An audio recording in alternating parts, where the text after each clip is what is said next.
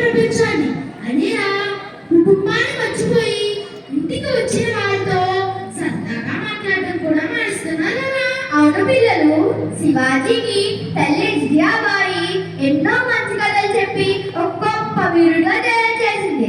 అబ్దుల్ కలాం అమ్మ పెట్టిన రెట్టెల్ని ఆమె చెప్పిన విలువలు నేర్చుకొని ఇంత వాడినయ్యారని వింగ్స్ ఆఫ్ ది ఫైర్ అనే పుస్తకంలో రాసుకున్నారు. తెలుసా?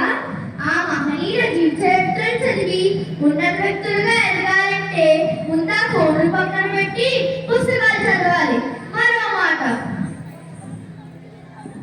పెద్దలు చెప్పిన మాట ఇది పెరుగు అన్నం మూట, ఈ పెరుగును ఈ బావిని ఇది తీర్చిదిద్దే బాట, తీర్చిదిద్దే బాట.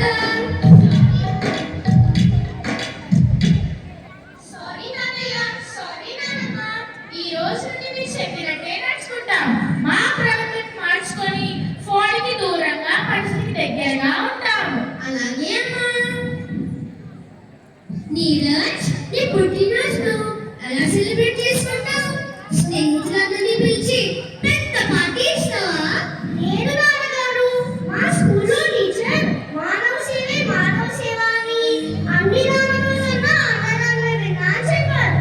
అందువలన నా ప్రతి పుట్టినరోజు నాడు మీ అనుమతితో పేదవారికి అన్నదానం చేయాలని అనుకుంటున్నాను. చాలా మంచి ఆలోచన నీరజ్, చక్కటి ఆలోచన. అలాగే చేద్దాం. శభాష్ మనోహర.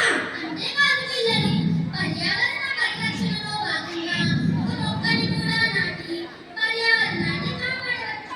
సరే అమ్మా. ఇప్పుడు మా స్నేహితులు వస్తారు. ఆడుకోవడానికి పార్కుకి వెళ్ళాలి తాతయ్య.